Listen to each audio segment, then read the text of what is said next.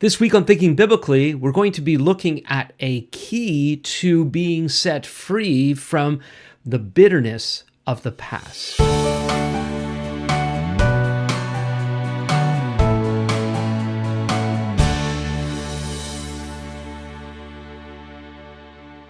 Welcome to Thinking Biblically. My name is Alan Gilman. Thinking Biblically is a podcast dedicated to exploring how all of Scripture speaks to all of life.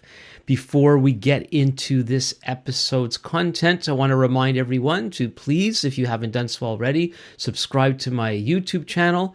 Also, don't forget to like, share, and review as you are able.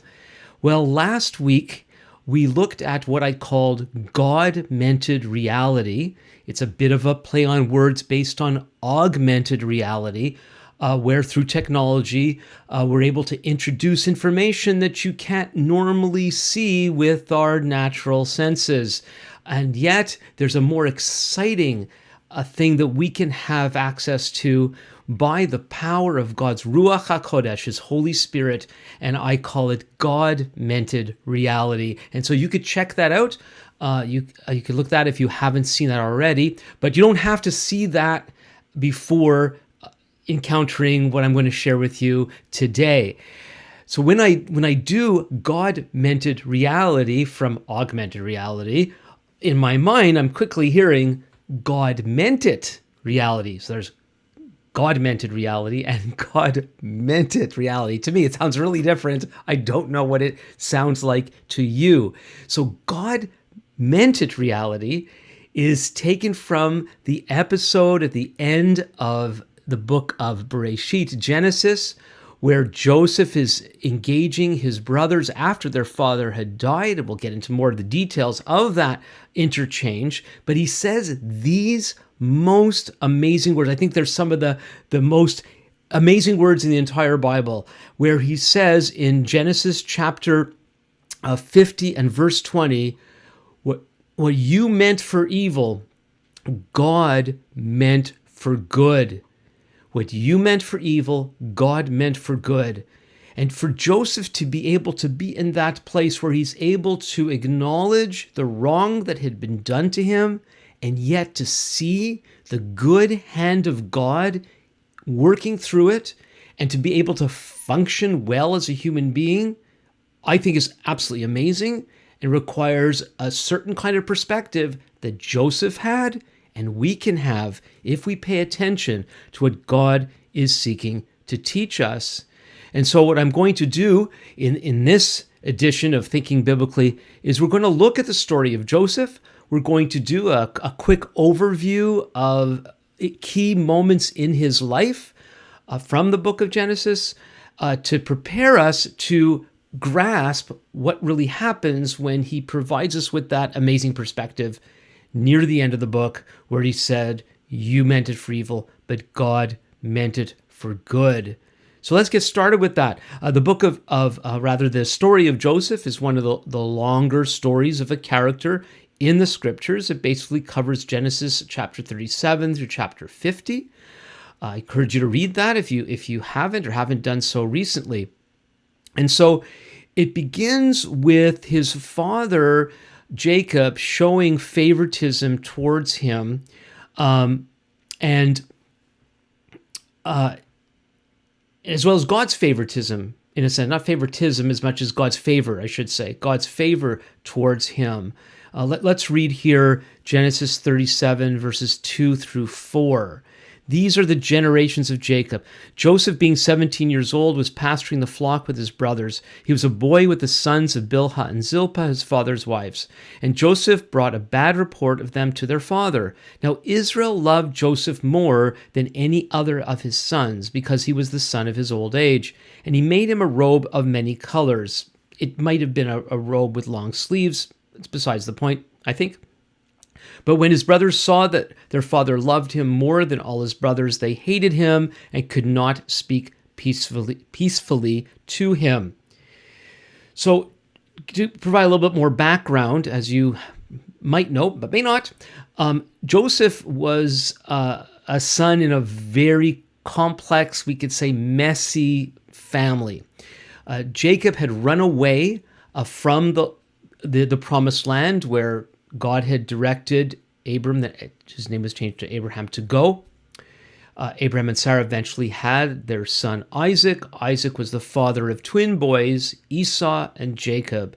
Jacob had already been chosen by God to be the one to carry on the promises given to Abraham and then to Isaac. Don't have time to get into all of that detail, but there was quite a clash between Jacob and Esau, and Esau had vowed to kill Jacob.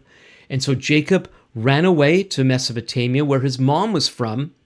And after arriving there, he fell in love with one of his cousins, Rachel, and agreed with her father, his uncle, that he would work for his uncle Laban for 7 years, and then he would get Rachel to be his wife.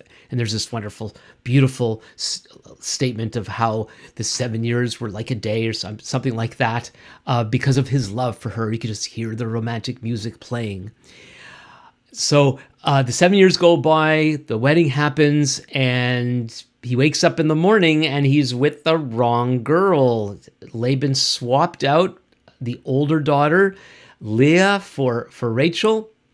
It must have been really dark, and maybe they had a bit to drink. Whatever it was, the girls were swapped out, and he ends up with the older daughter. Again, you could read all the other details for yourself. And so Jacob feels ripped off, and he makes another deal with Laban that he'll work another 7 years, but he gets Rachel right away. So now he has these two wives who are sisters, and Leah can have children and Rachel can't. And so Leah has kids, and then Rachel comes up with this idea of using surrogate motherhood and gives one of her maidservants to Jacob. He has children with her, and then Leah stops having kids and has children with her maidservant, and eventually Rachel has a son on her own. You know what I mean? Has a son, and that's Joseph. And it's possible that Jacob actually saw Joseph, the natural offspring of the beloved wife Rachel.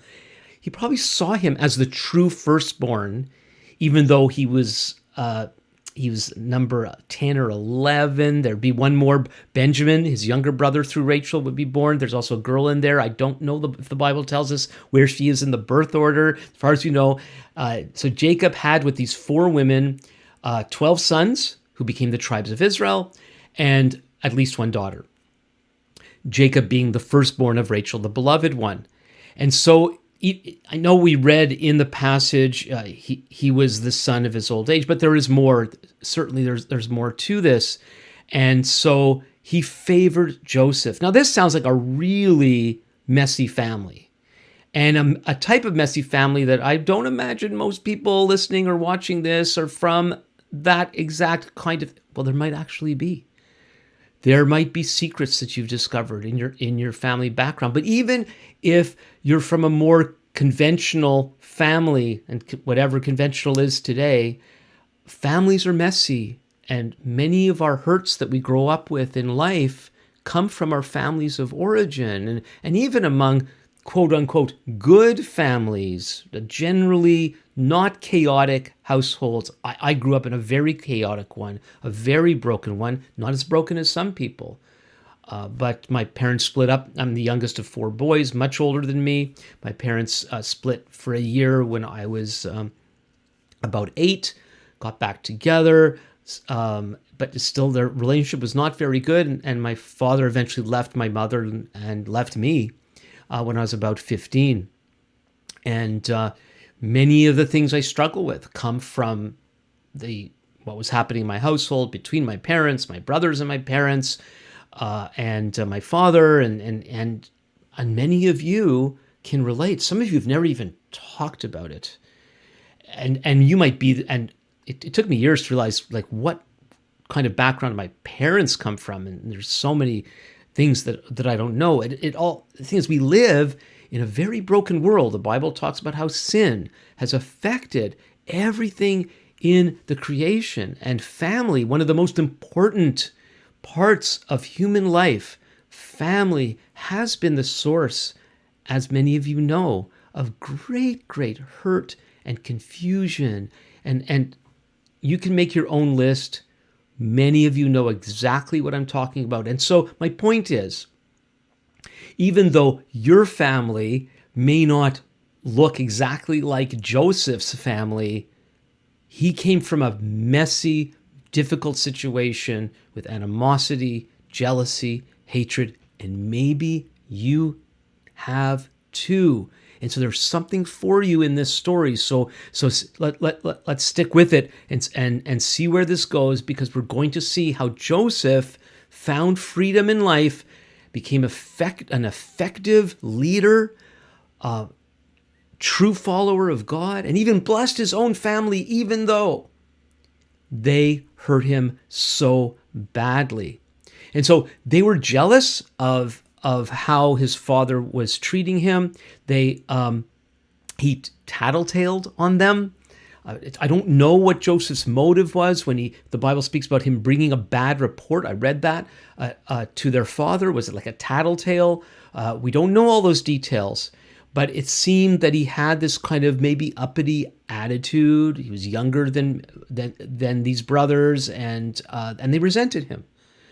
And then he has these dreams. So not only did Jacob favor his son, God favored Joseph with these dreams. It took me years. I've loved this story for a long, long time. Thought about it a lot through the years. But it dawned on me much, much later that did he have to really tell his dreams? Did God say, tell these dreams to your brothers and they mean such and such? Maybe using in our kind of language today, he thought it was cool and he was maybe excited and he told them, but maybe because they figured out pretty quickly that these dreams seemed to be saying that one day he would rule over his brothers. And we know that's what actually happens eventually.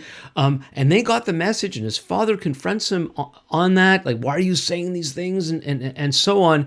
And did Joseph not know what he was doing when he was telling these dreams to them?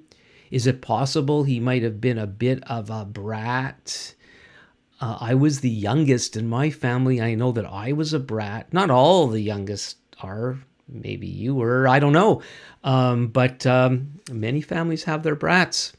And God wants to work in the life of the brat and the favored ones, wrongly or rightly, and so on. And so anyway, they wanted to kill him. His brothers wanted to kill him. They hated him so badly. I'm not getting into all those details again. You can read it for yourself, like I said. But eventually they end up selling him into slavery. Some might say death might have been better. But he gets sold into slavery, and then they lie to their father, saying that he was killed by wild animals. So there's hatred. They sell him off, and then they lie to their father. And another detail, took me many years to really notice this, is how much they couldn't care less about what their father thought. Like, we know that Joseph was his favorite, and he made everyone know that Joseph was his favorite, and that was not the wisest thing to do, and it was one of the things that affected the situation. But the fact is, the brothers knew how much their dad loved Joseph, and yet they could care less about how their father felt in doing what they did and covering it up. Okay, so Joseph gets sold into slavery, and we read more than once. We read about how the Lord was with Joseph. We see this in Genesis 39, verse 2. We see his favor with his master Potiphar. Potiphar is the one who ended up buying Joseph from the slave traders. We read the Lord was with Joseph, and he became a successful man, and he was in the house of his Egyptian master. Now, to be honest with you, this statement, the Lord was with Joseph, and we see that, the Lord promising to be with us, I'll be with you forever, statements in the Bible. I've struggled with that. What does that mean? Joseph was sold into slavery. We're going to see this again about the Lord being with him in prison. but things were not good. Things were not good for him. And I've struggled with, if the Lord's with me, why are my circumstances not better? Why doesn't the Lord get me out of this mess if he is with me? I don't think we should be expected to kind of like read the Lord is with us like some sort of Hallmark card and read it and go, oh, isn't it nice? The Lord is with us, without it really impacting us. Like, if we don't understand what that means, if we don't really connect with it, then they're just words. And I think the story of Joseph can help you and me to connect with the reality of God being with us, even when it's really, really rough. Now, one of the things that we do see is the Lord being with Joseph in Potiphar's house is that his master saw his ability. He gave him all this responsibility, but interestingly, the responsibility and his trust, Joseph's trustworthiness, was partly what ends up getting into the next stage of trouble, where he was allowed to be alone in the house. He was allowed to be alone with his master's wife, who had eyes for Joseph, tries to seduce Joseph, and the result of that is because he runs away from her. She ends up framing him, saying that he was trying to go after her, and he ends up in prison. A very interesting part of the story is how come he wasn't executed. I've often wondered if Potiphar understood more about his wife than we read about, that Joseph was only put in the dungeon. His life was preserved, but he was put in an Egyptian dungeon, which is not like, I haven't been in a modern prison.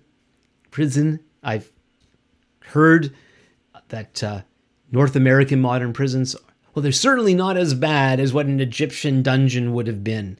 And we get hints in the story of Joseph of how lousy it really was and how much he didn't like being there. But his life was preserved. And then we read again in Genesis 39, verses 21 to 23, these words, "But the Lord was with Joseph and showed him steadfast love and gave him favor in the sight of the keeper of the prison. And the keeper of the prison put Joseph in charge of all the prisoners who were in the prison. Whatever was done there, he was the one who did it. The keeper of the prison paid no attention to anything that was in Joseph's charge, because the Lord was with him, and whatever he did, the Lord made it succeed." And so he's in the prison. I don't know if this is where Joseph learned his administrative skill, or he already had it and it comes to the fore because this is going to be used later on. Certainly, he's learning things that are not wasted in his life. But he's still in this prison, even though things are going as best as possible for him in that terrible place. Then as the story goes, there's two prisoners and they each have dreams. Joseph notices them and he interprets their dreams. And there is a chief cupbearer and a chief baker. And I'm going to read his words to the cupbearer. So this is Genesis 40, verses 12 to 15. "Then Joseph said to him, the cupbearer, this is its interpretation to your dream. The 3 branches are 3 days. In 3 days Pharaoh will lift up your head and restore you to your office, and you shall place Pharaoh's cup in his hand as formerly when you were his cupbearer. Only remember me when it's well with you, and please do me the kindness to mention me to Pharaoh so to get me out of this house. For I was indeed stolen out of the land of the Hebrews, and here also I have done nothing that they should put me into the pit." There were the 2 dreams, and the interpretation of the baker's dream was that he was going to end up being executed. And I just read the part to the cupbearer that he's going to be restored to his position. And this is exactly what does happen. But notice that knowing that the cupbearer would be restored, he's saying to the cupbearer, please put a good word in for me. And this is where we see this is not a nice place. It's not like we can experience disappointment in life that sends us in a certain direction, and then we find ourselves surprisingly in a good place. Maybe we thought that good place would be a bad place. Maybe initially it is a bad place. It becomes a good place because of whether it's our attitude or things we realize. And eventually Joseph will end up in a better place, Still not, it was still problematic to him as he rises to power in Egypt. But at this point, he's in a bad place, and he knows that it's a bad place. And yet, he's able to see that God's with him, and God uses him there. God is using him. God is favoring him. He knows he has favor. He's risen to this role in the prison, but he doesn't want to be there. It's still a bad place. Also, it's not as if he's forgotten how he got there in the first place.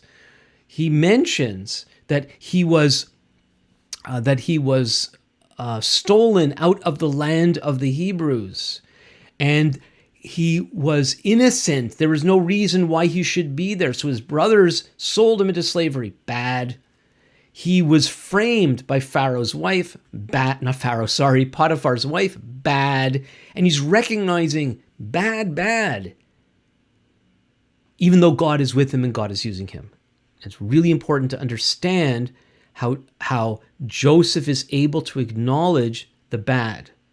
He's not simply covering up. He's not just putting on a good face, which a lot of us try to do. And we use the Lord is with us as another way to kind of cover the bad. He's calling the bad stuff bad. Please remember that.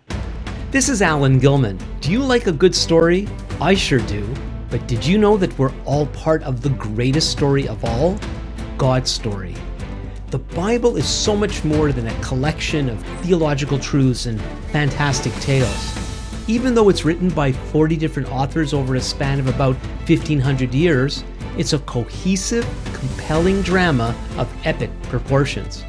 And yet, we often read it in disjointed pieces in our attempt to mine it for little heartwarming nuggets to get us through the day.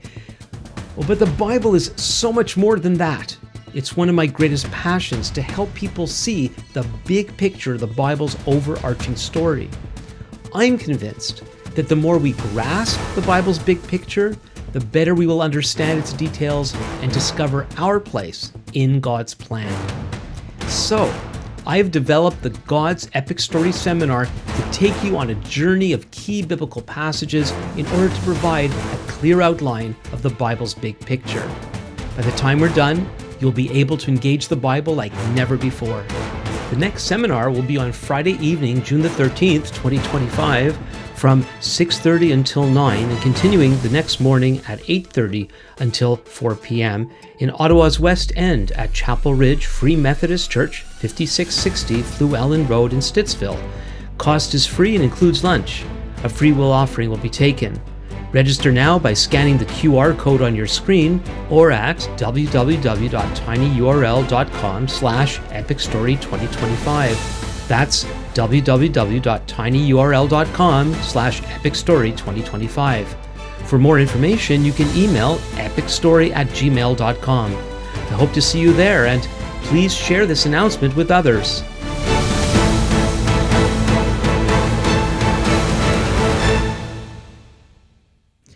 And so the cupbearer, as predicted, gets restored, but he doesn't remember Joseph.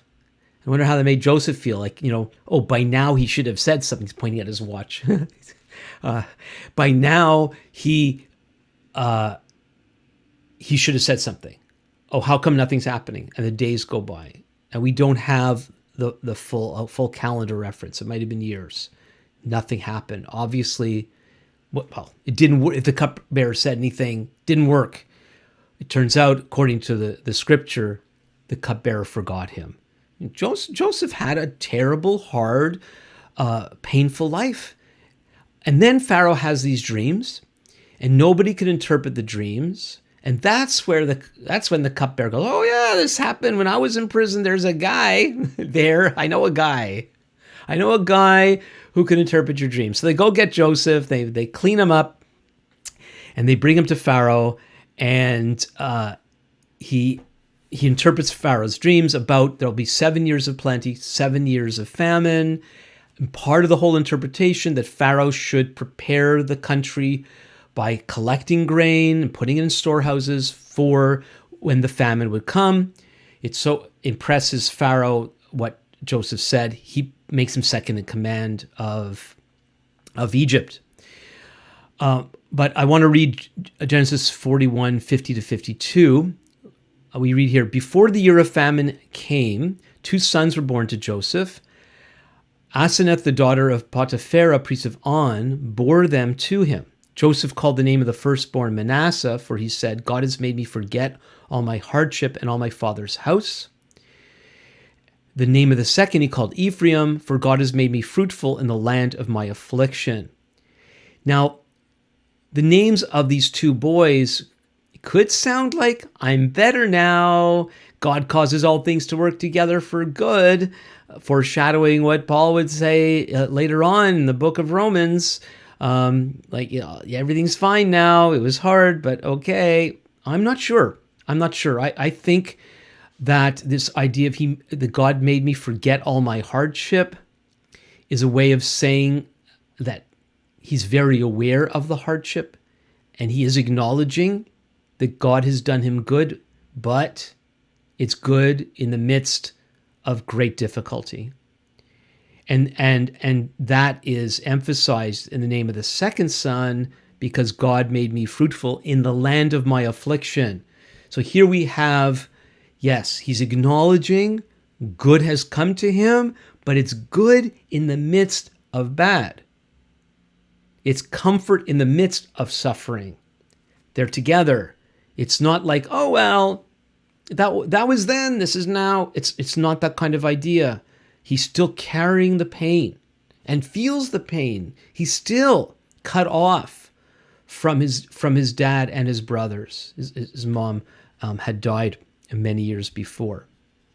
Okay, then the famine happens, and it's affecting the whole region, including the land that will be called the land of Israel, the promised land. And so Jacob sends his sons to go buy grain in Egypt. He hears the news that there's grain there, not knowing that his own son is in charge.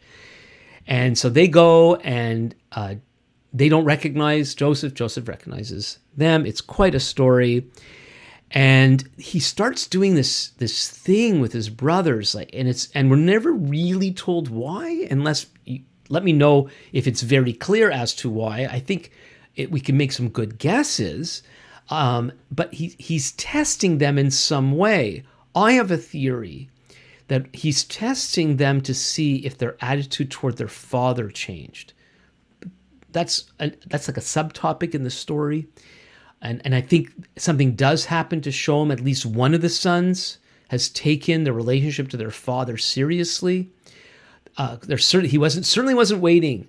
I don't think. And there is a mention about them wondering.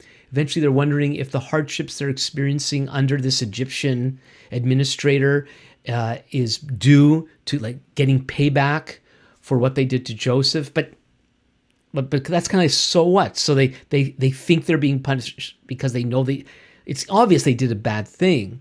So my theory still stands that the real issue is Joseph's concern about the brother's relationship to the dad. So anyway, he does this testing of them. You can call he's playing with them, but not a very nice game. Accuses them as spies. Ends up taking their money, giving them grain, but they sneak the money back into the bags, and he keeps one of the brothers, Simeon, in custody. So now they have to go back with another brother gone. Then they find the money in their sacks, and they're really freaked out by that. They don't know what's going on. They go back to their dad. He's upset. But when things continue to go bad and they need to buy more grain, they're telling their dad, we can't go because the fella there in charge, not knowing that it was their brother Joseph, said they can't come back unless they bring the youngest brother, Joseph's only full brother, Benjamin, the other brother born to the beloved Rachel, with them. Jake said, why do you even tell him about Benjamin? Well, he was asking us all these questions, and they didn't know what was going to happen. But Joseph doesn't want to let the youngest son go, but eventually they're pleading with him because they're starving, and it's Judah who rises to the occasion and makes a pledge to his dad that he will ensure the safe return of Benjamin or else. Now, there's part of the story it's a little hard because he actually offers his own sons to his dad. And the point isn't so much what he was offering, it's the fact that he was showing that he was going to take responsibility for the youngest brother. And this is the beginning of the resolution of the story. So then they go back. Joseph sees the younger brother. It really hits him in the heart.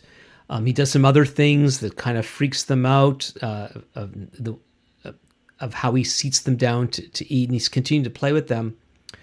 And he sets them up again as he sends them back, and basically he's going to be keeping Benjamin.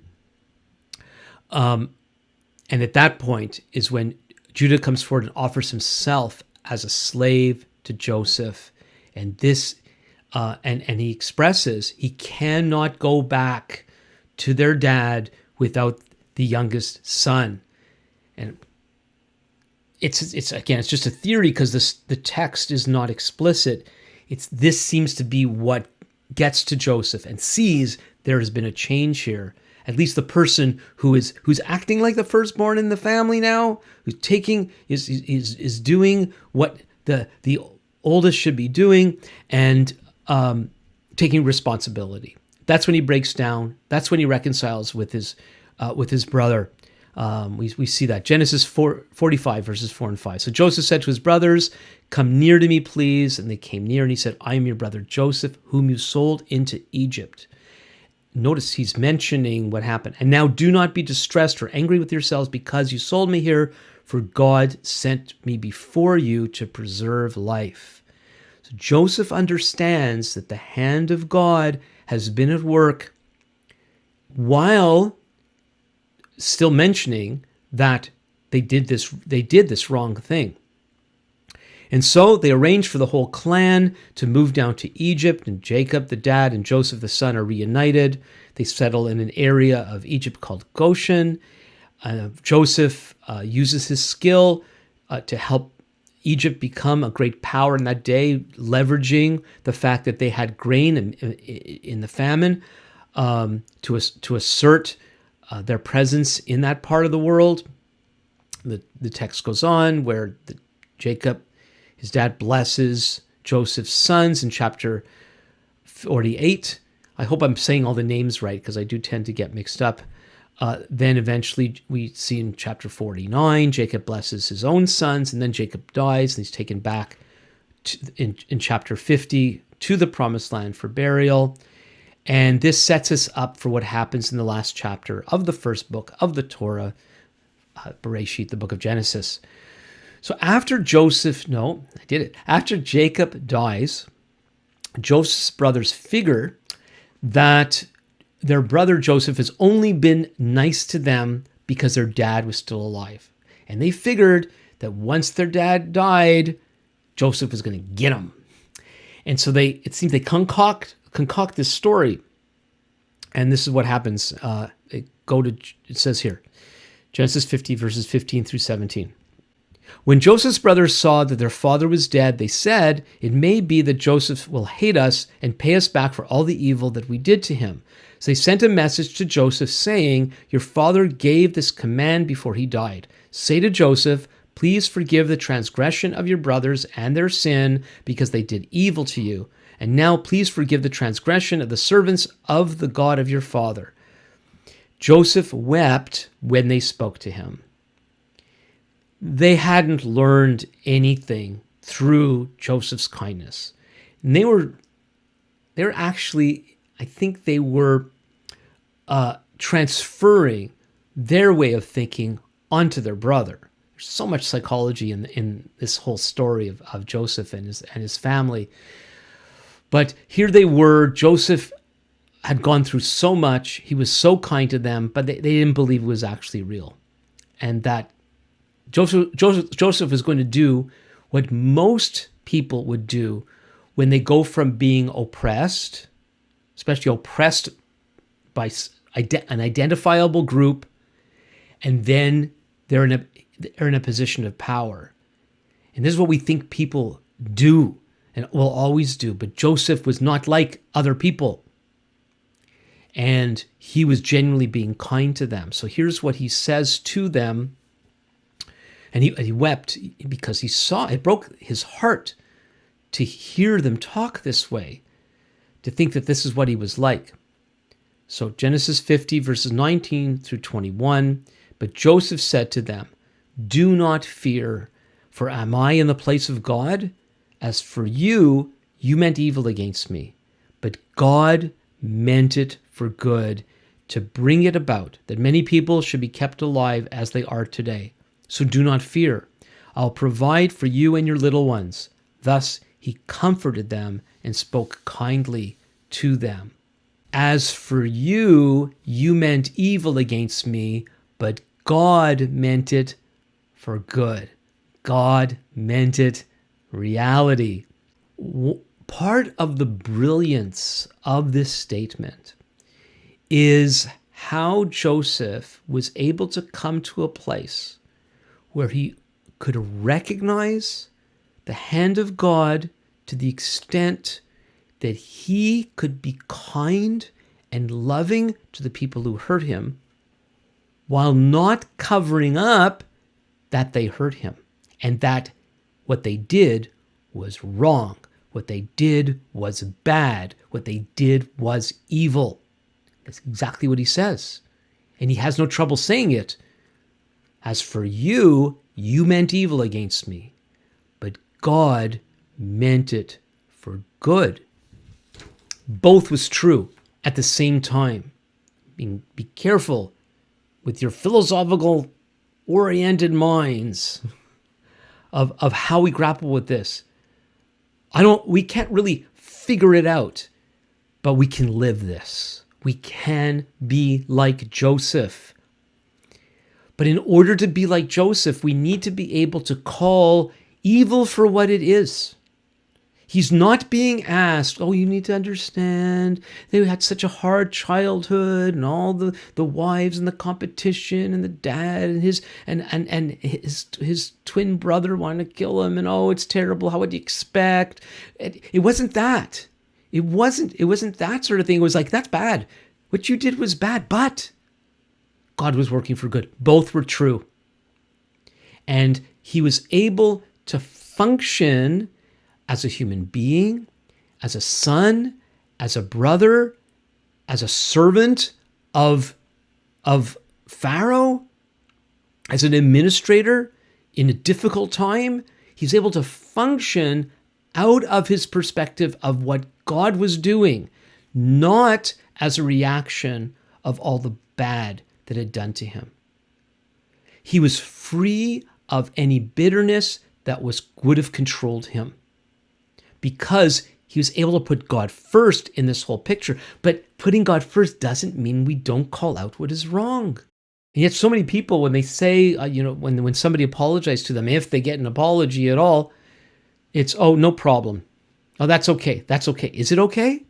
There are some things that people feel bad about that are no big deal. They don't really need to feel bad about what they did. Well, you could figure out examples yourself. Some things are no big deal. So we could say no big deal. If it's no big deal. If it's no problem, it didn't cause you a problem, say no problem. But did it cause you a problem? If it caused you a problem, don't say no problem. Don't say that's okay. Especially as believers, I guess all people, we're called upon to forgive. God wants to forgive us. We're told in the New Covenant writings in the New Testament, if we don't forgive others their sins, our Father in heaven will not forgive us. And forgiveness is this idea of loosing something and truly letting them go. But the letting go, it doesn't mean we cover it up. It doesn't mean that certain wrongs should not have consequences. When there's serious abuse, physical or otherwise, we need to deal with it, especially physical abuse. You might be in a situation where you are being abused by someone. You need to call the authorities. At some point, You need to personally forgive the person who's been hurting you. But forgiveness is not a way of saying it's no big deal. It's that you as an individual are not going to hold them in the chains of unforgiveness, but you're going to release them to God and release them, if necessary, to the authorities to deal with that person.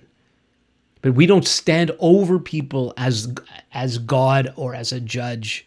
That's God's job, the authorities' job, whoever those authorities might be, whatever kind of community we might be in, like the authorities in a school, the authorities in a family, the authorities in a society.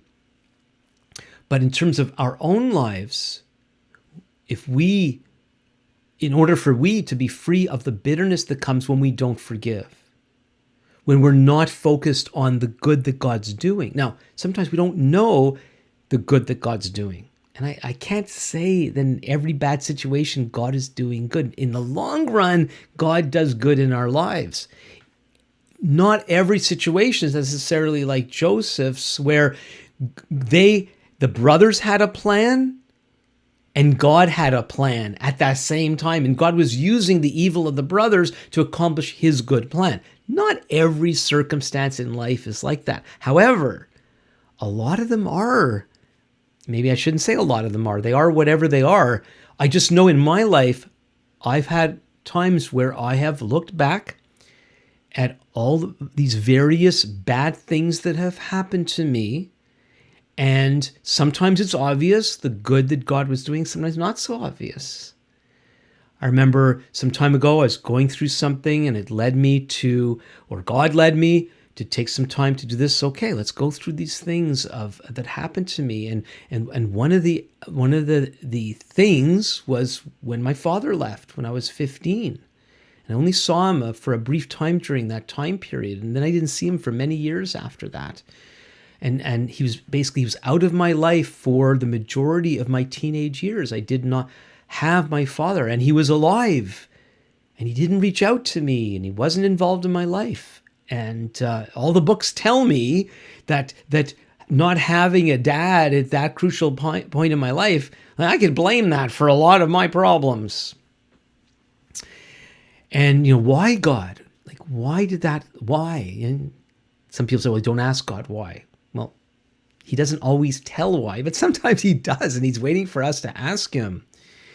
And so I'm not going to share the details of how God helped resolve this in my heart. But when I asked him, what's the good? What was the good of my father leaving? He showed me. And this is like, it was 30 years later. I'm carrying this wound of being forsaken by my dad, and my dad in heaven showed me the good he was doing through an otherwise terrible situation. And that's not the only thing in my own life. And so I encourage you, if you've never done this before, maybe you've had a wonderful life. You don't need to ask these questions. But if you have been either, like, you think you've been hard done by, like some of the things that have happened to us that we have bitterness about and unresolved wounds, could be purely our perception. It really wasn't what we thought it was. And it's possible humans will never be able to help us with that because maybe they're not around, or maybe they didn't understand what was going on. But God is able to clarify what really happened. That's the first thing. Maybe we're living with misunderstandings. And then if we really do understand that evil was done to us like it had been done to Joseph, if we ask God, he might just show us the good that he was doing through that otherwise terrible thing.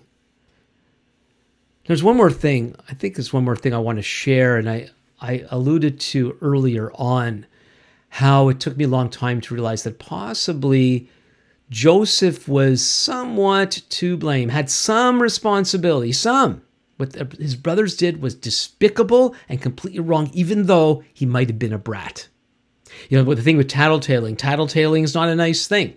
But if they had done the wrong that he tattled about, It's not so much that he tattled, it's the fact that they were doing the wrong. And I won't get into a theology of tattletaling at this time. Right now, that's besides the point. The thing is, there was that, the way he handled his dreams and communicated to his brothers, he might have been a brat. We don't know what Joseph thought when he thought, what he was thinking when he thought back to what had happened to him. But I do know what a lot of us do. Here we are, we're suffering the consequences of the wrongs of other people, and we wonder, what did we do? Now, there's a lot of people, even when they contributed to the thing, they just blame. And I'm not saying that blame isn't justified. Other people, even when they've been a true victim, spend almost all their time grieving, feeling guilty over their part, real or imagined. Now let's talk about real. Let's talk about real. God, if it's imagined, may God help you with that. It's the same thing. Ask if you're still suffering over horrible events of the past. Ask God to show you really what went on, what's been going on, what he's been doing, and so on. And that applies to this too, our part. I have been told that one of the factors when people experience PTSD, post-traumatic stress disorder, when we've experienced a trauma, and that trauma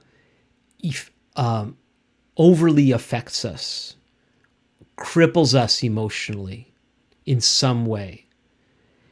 It's common among soldiers coming back from battle. But it's also when we experience various kinds of abuse from others, and other kinds of trauma that could affect us. We may not have been soldiers. Maybe we've been in war-torn countries or in other very difficult situations. We've seen trauma. It could really affect us. But I've been told that not when it overly affects us in the form of PTSD, it's common that it's not so much the trauma that we've endured, the trauma that we've witnessed, but when we have been the proponents of the traumatic event. So for many soldiers who were called to do horrible things on the battlefield, it's the killing of other people, for example, that often is the source of the PTSD. I don't want to overly simplify it. My point is that very often our inability to find freedom from the traumatic events of the past, whatever they might be, is sometimes not so much about what they did to us, but it's what we did. And the inability to find freedom for ourselves. And yet it seemed Joseph wasn't controlled by what he might have done. And that he became a person that here's the guy with dreams, and maybe he abused the way he told his dreams to his brothers. He rose up to the occasion and he interpreted the dreams. He didn't go, oh boy, the last time I did this, it was a disaster, and I was the object of the disaster. He didn't do that. He asserted himself and interpreted the dreams and did it again with Pharaoh. He was a smart guy. He was a blessed guy. He was a favored guy. And the fact that he was favored in a sense is what got him to trouble in the first place. So he didn't hide himself under a rock. And I think there's many people who might listen to a message like this, that you are hiding under a rock, not because of the bad things that happened to you necessarily, but the part that you think you played in what resulted in your own suffering. And people talk about the need to forgive yourself. And I think it was one of my sons. Maybe I should have asked him first so I could properly credit him. But I'm pretty sure. Who said, no, that's not right. Especially for those of us who are believers in the Messiah, our problem with not letting ourselves off the hook for our wrongs is we don't really believe that God has forgiven us. We're denying. When we keep ourselves in a prison of not accepting God's forgiveness, we're basically calling God a liar. And it's putting us out of sorts with God. When we put ourselves out of sorts with God, we're putting ourselves out of sorts with the whole universe. We are out of whack. I don't know what the opposite of out of whack is. Write in the comments. But the way to be properly in line with the lives that God has for us is we need to accept God's forgiveness. And somehow Joseph was able to live his life free. And I believe, even though it's not fully explained, it's because he really knew God. In the midst of everything he was going through, he knew God, he trusted God, he lived out of his relationship with God. And this is what we see when he said to his brothers, "You meant evil against me, but God meant it for good." And then look what he ended up doing. And this, we're going to close with this. Here he was in a foreign land, a land that worshipped all these other gods, not the true God. And he was able to do good unto that society and the whole surrounding region, including his own family. God used him to save the people of Israel in a foreign land with whole other sets of values and understanding of life and truth. And he was able to serve God there, be a blessing to his own people and to other people, and be a key character in the working out of God's restoration plan for the creation, preparing the word for the coming of the Messiah and all that we're called in to do and the mission of the Messiah that's been given to us. He played such a key role, but he did so in a very difficult place. Here in Canada, we just had an election, and about half of the people aren't happy with the results. So what? In one sense. So I'm not saying we shouldn't care about the political thing. I care very much, and I think we should care about it. And we should get involved as much as God calls us into doing it. But if the society isn't going the way that we think, it's according to the Bible, if the society isn't going in the way that we think it should, join the club.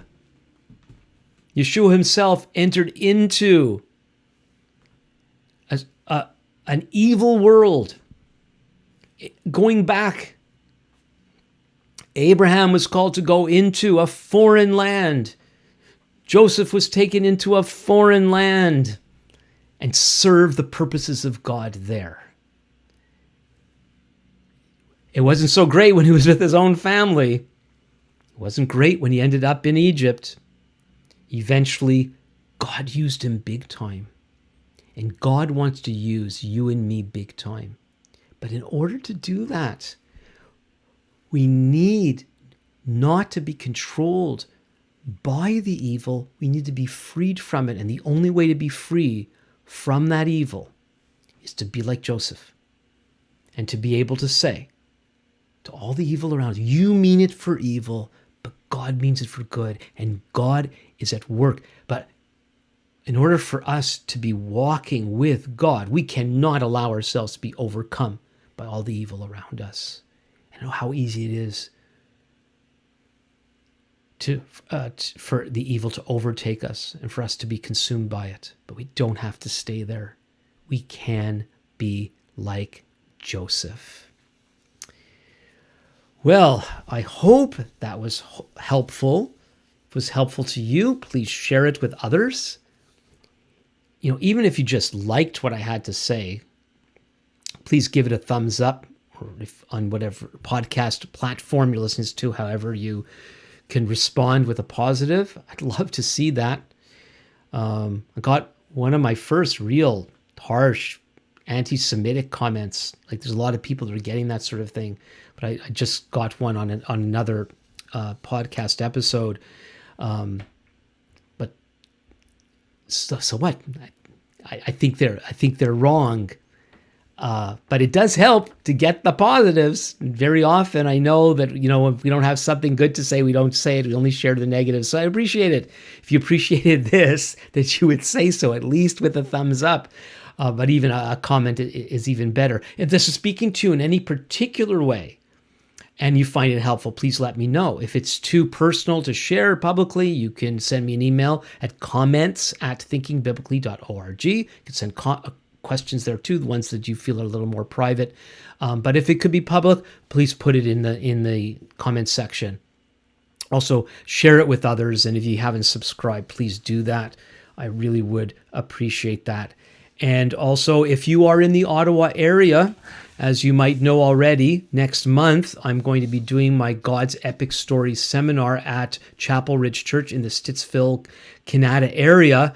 I would love to see you there. And if you're not in this area and you want me to come out and do the seminar where you live, please let me know and we can see if we can work something out. But if you are here, it'd be great. It's free. There's going to be lunch provided. And it's all part of this God-Mented reality, because if we don't understand the big picture of God's story that he's called us to be part of, we're not going to be able to navigate life in the way that we should. And so that's what I try to do through the seminar. And if you have any questions about that, again, comments at thinkingbiblically.org or put it in the comment section below. I think that's it. And so until next time, this is Alan Gilman with Thinking Biblically.